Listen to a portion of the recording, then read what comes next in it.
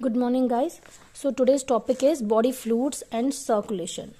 Body fluids and circulation का हम क्या समझते हैं इस पॉइंट से, मीन्स हमारी बॉडी में कुछ फ्लूइड्स होते हैं जो सर्कुलेट होते हैं। और वो सर्कुलेट क्यों होते हैं? बिकॉज हमारी बॉडी में जो फूड आइटम्स होते हैं, जो हम खाना खाते हैं, उसको तोड़ना पड़ता है। वो एक पाथवेज के थ्रू जाता है, दैट इज कैटाबॉलिक पाथवेज, जिसमें glycolysis, electron transport chain, TCS cycle. मतलब ये होता क्या है, चाहे तुम कार्बोहाइड्रेट खाते हो, चाहे तुम प्रोटीन्स खाते हो, फैट्स खाते हो, न्यूक्लिक एसिड खाते हो, कुछ भी जो खाना तुमने खाना है उसका मकसद क्या है? अल्टीमेटली वो फूड टूट के हमें एटीपी दे देगा, एनर्जी देगा और हमारी बॉडी के लिए सर्वाइवल होगा। सो ऐसे ही हमारी बॉडी में हर एक सेल के अंदर ऑक्सीडेशन ऑफ फूड होता है। और ऑक्सीडेशन ऑफ फूड यानी कि इनका कैटाबॉलिक पाथवेज का चलना, ये होता किससे है? ऑक्सीजन मॉलिक्यूल से। सो हर किसी सेल को सरवाइव करने के लिए कुछ न्यूट्रिएंट्स की जरूरत पड़ती है, कुछ एसेंशियल सब्सटेंसेस की जरूरत पड़ती है, और ऑक्सीजन स्पेशली पड़ता है जरूरत। किस लिए? सो दैट ये कैटाबॉलिक पाथवेज हो जाए, ये ब्रेक डाउन ऑफ फूड हो जाए, या फिर हम जिसको कहेंगे ऑक्सीडेशन ऑफ फूड हो जाए, और उसमें से हमें एनर्जी लिबरेट हो जाए जो हम यूटिलाइज करेंगे अपने सर्वाइवल के लिए। साथ के साथ इन्हीं सेल्स में ड्यूरिंग दिस कैटाबॉलिक पाथवेज जब ये चल रहे होते हैं, कुछ हार्मफुल सब्सटेंसेस रिलीज होते हैं और सबसे ज्यादा कार्बन डाइऑक्साइड रिलीज हो जाता है। तो इन सब हार्मफुल सब्सटेंसेस को की और इन कार्बन डाइऑक्साइड की हमारी बॉडी को जरूरत नहीं है। सो जरूरी है कि बॉडी से इस चीज को बाहर फेंका जाए। तो यानी कि हर सेल में कुछ चीजों का आना जरूरी है और कुछ चीजों का बाहर जाना जरूरी है। तो ये बॉडी में ये चीजें, ये इन एंड आउट होगा कैसे? कुछ बॉडी में फ्लूइड्स प्रेजेंट होंगे, यानी कि हमें नीड है किसी चीज की, इन ऑक्सीजन मॉलिक्यूल, इन न्यूट्रिएंट्स की सेल तक पहुंचने के लिए और उनसे रिमूव करने के लिए कोई एक एफिशिएंट मैकेनिज्म होना चाहिए। किसके लिए? For the movement of these substances to and from cells. ठीक है। अब क्या है, हर किसी टाइप के ऑर्गेनिज्म, अलग अलग टाइप के ऑर्गेनिज्म जो है उनके अंदर इवॉल्व हुए हैं डिफरेंट मेथड्स इस चीज को करने के लिए, मींस इन न्यूट्रिएंट्स को सेल तक पहुंचाना और उनसे एग्जिट करने के लिए हर ऑर्गेनिज्म ने अपना अपना इवॉल्वमेंट किया है, इसका इवोल्यूशन हुआ है। जैसे कुछ हमारे जो समुद्री जो है स्पॉन्जेस होते हैं, सिलिंड्रेट्स होते हैं, कुछ हमारे इन्वर्टिब्रेट्स हैं, वो क्या करते हैं, सीधे सीधे पानी में, जैसे पर्टिकुलरली हम एक्वेटिक की बात करें, कुछ स्पेशल ऑर्गेनिजम्स की, वो पूरा पानी अपनी बॉडी में, बॉडी कैविटी में वो एकदम से सराउंडिंग से लेके सर्कुलेट कराते हैं बॉडी में और फैसिलिटेट करते हैं इन सेल्स को, ताकि ये जो चीज है ये पॉसिबल हो जाए। लेकिन जो बड़े ऑर्गेनिजम्स है, जिसमें खासकर हम ह्यूमन बींग्स आते हैं, उनके अंदर कुछ स्पेशल कॉम्प्लेक्स मैकेनिज्म होता है जिसके थ्रू ये जो मूवमेंट होती है वो पॉसिबल हो जाती है।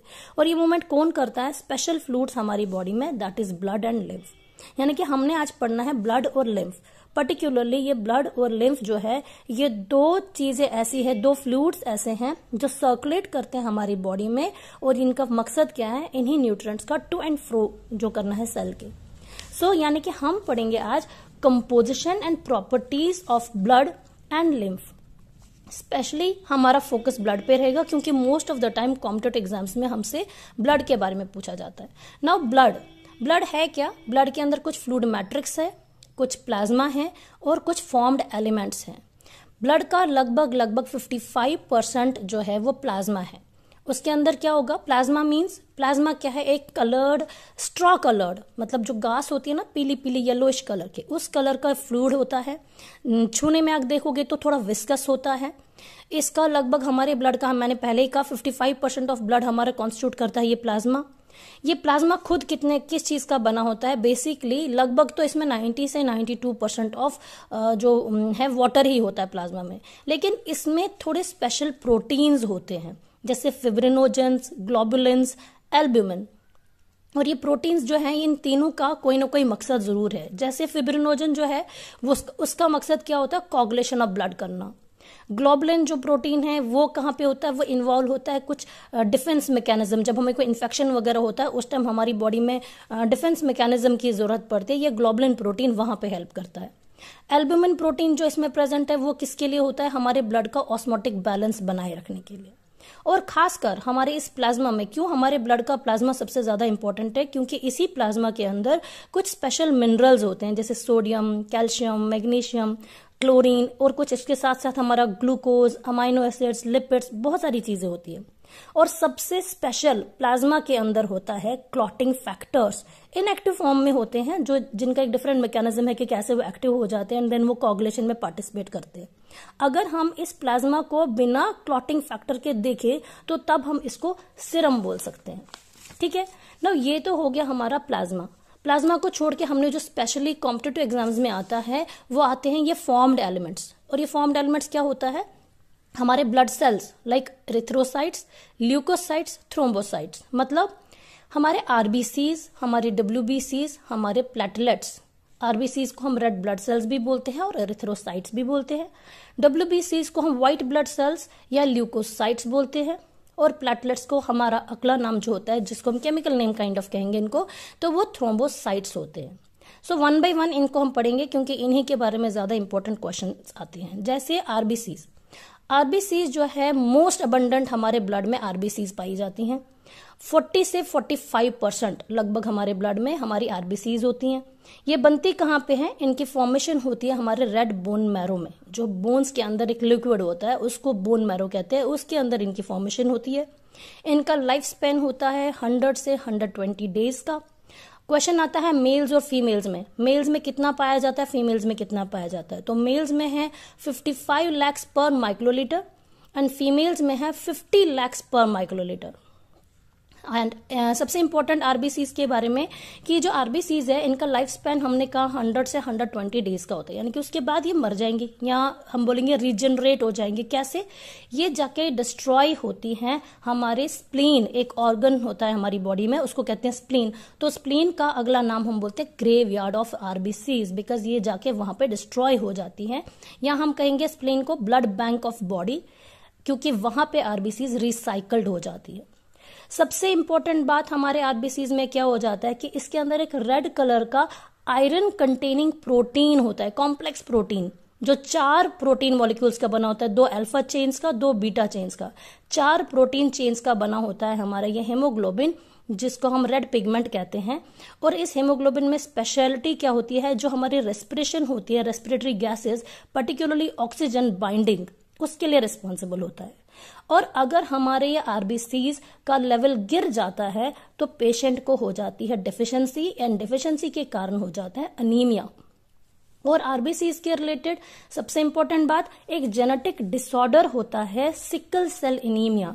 उस तरह के पेशेंट्स में जो आरबीसीज की शेप होती है, जो जनरली नॉर्मल हेल्दी पर्सन के अंदर जो शेप होती है ना आरबीसीज की, वो होती है बाइकॉन्केव शेप।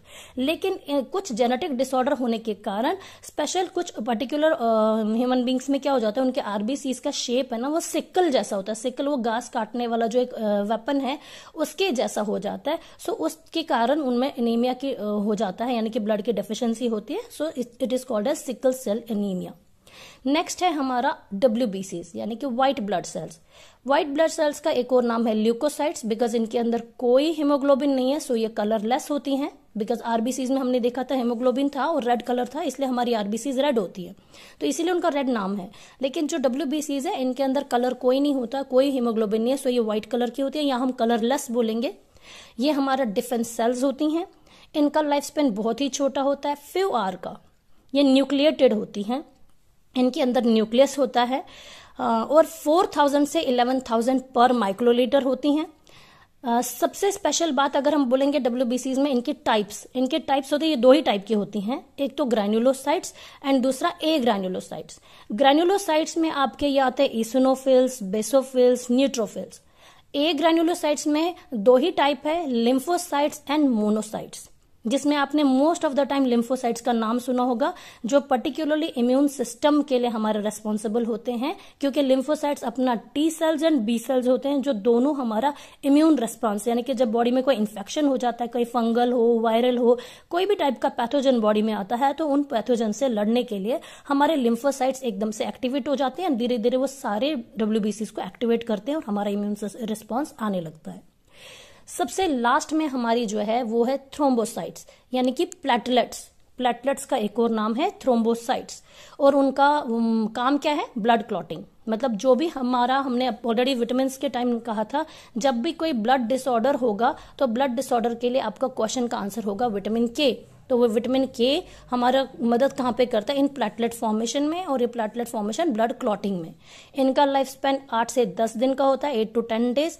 और बॉडी में 1.5 से लेके 4.5 लाख यानी कि 1.5 to 4.5 लाख बॉडी में एक हेल्दी ह्यूमन बींग में होंगी।